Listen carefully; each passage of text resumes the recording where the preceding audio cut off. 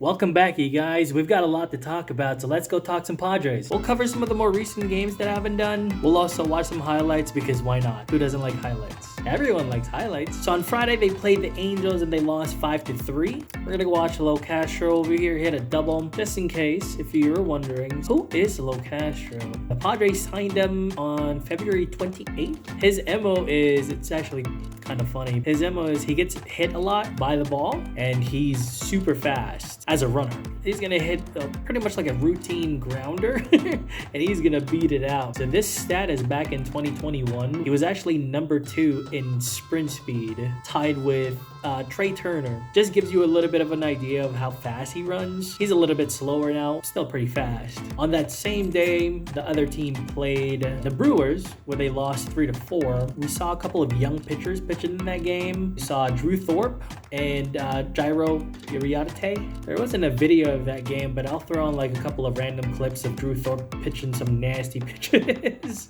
So Thorpe against the Brewers, he threw 2 innings, only gave up 1 hit and struck out 4. Pretty good. His ERA there is 0.00. So as a pitcher, basically all these stats across the board here, as a pitcher, you want it to be as low as possible, except for this K here, which stands for strikeouts. You want as many strikeouts as you can get. Thorpe looks like to be having a really good spring training. He's only pitched 3 innings in 2 games. That's a pretty small sample size, but for the times that we've seen him pitch, he looked really good. So the other pitcher, Jairo Iriarte, he also pitched 2 innings, gave up 1 hit, 1 run. It wasn't earned. Walked 1 and struck out 1. His ERA is 0.00. Again, we talked about that earlier. We want that number to be as low as possible. He's been sent back down to the minors. Showed some really good stuff. Apparently, he can throw up to 100 miles an hour, so that's really, really fast. The Padres signed him back in 2018 as an international free agent out of Venezuela. On Saturday, they played the Giants. They won 3-2. Michael King got some action in. He pitched 3 innings,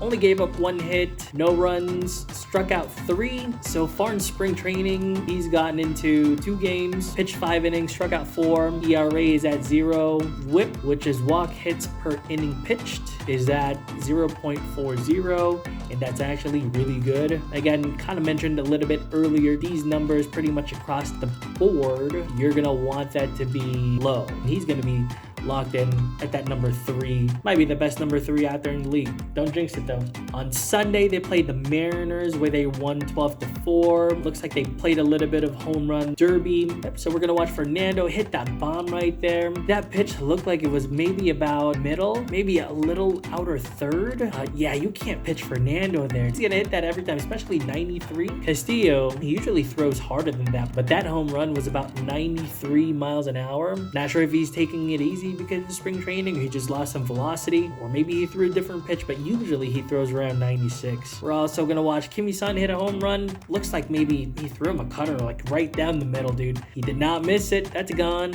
Campy also got one out. Bam, right there, right down the middle. He never gets cheated on his swings. He's always trying to hit it out of the ballpark. On Monday, they played the Cubs. They won 2-1. And one thing that I hated seeing last season is Xander hit into double plays. We actually saw that twice here in this game. This is the first one in the 3rd inning. Grounds hit into that double play. And in the 5th inning, he grounded into his 2nd double play. Ugh. So I actually researched him. So in 2023, Xander Bogaerts was actually tied number 9 with 21 grounded into double plays last year. Please, Xander, no more. Hopefully, we don't see a lot of that in 2024.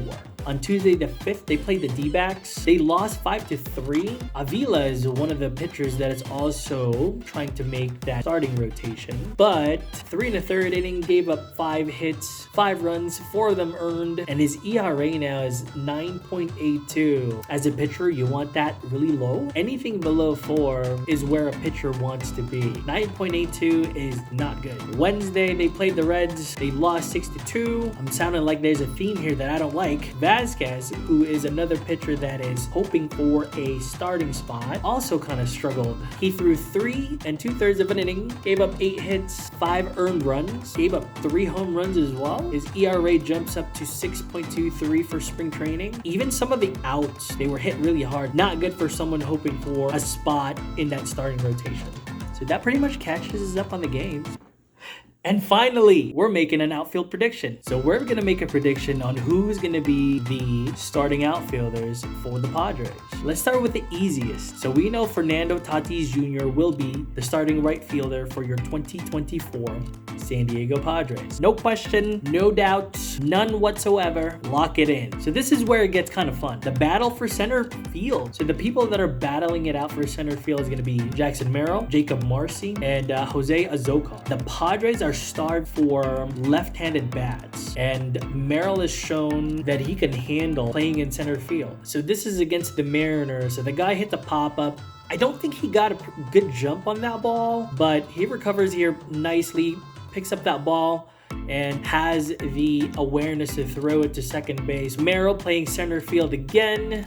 He's going to charge that ball and fire it. Looks like maybe it was a one-hopper. Gets the guy trying to get the home. Again, I think he can handle center field. And along with the need for the Padres to get another left-handed bat in that lineup, I think Merrill's going to win that center field position. Okay, so over now on to left field. A couple of players that are battling it out for that position is going to be Profar, Locastro, Mercado. I'm going to mention Merrill in there as well. And then Azocar. And I'll explain why. Profar got into camp pretty late. He's only played in 4 games. He's got 9 at-bats. He's only got 1 hit. He's batting 111. On-base percentage is at 273. His slugging is at 222. His OPS, basically you just add the on-base percentage and slugging and you'll get this OPS. It's at 495. As a batter, you want these numbers higher than that. Again, really small sample size, but you want these numbers to be a little bit higher than where they are. Tim Locastro, mentioned earlier, he signed with the Padres on the 28th of February. His stats look really good. If he makes this team, he's going to be a bench guy. Pinch run, we mentioned earlier, he runs really fast. Oscar Mercado, also having a really good spring. So far, he's played in 10 games. He's got 19 at-bats,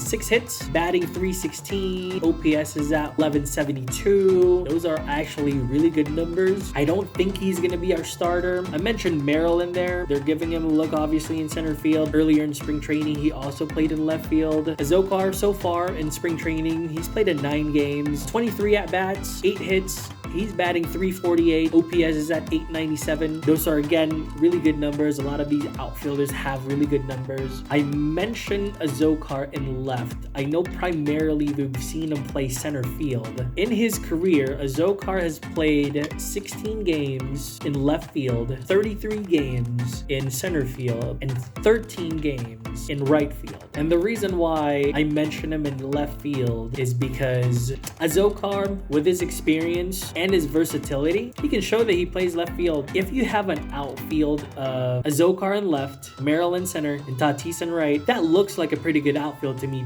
defensively. Track down some balls, hitting the gap, maybe down the line. I think Azocar deserves a shot, and I think it's going to be in left field. So there you have it. Those are my predictions. Whether they come true or not, who knows? But that's the outfield that I'd like to see. Just to recap, we've got Tatis in right, Merrill in center, and Azocar in left. That's what I think, and that's what I'm going to go with for your 2024 San Diego Padres starting outfielders. All right, you guys, let me know what you think. Do you have a different list? That's it for today, you guys. Thank you for joining. We'll talk more Padres next time. Bye.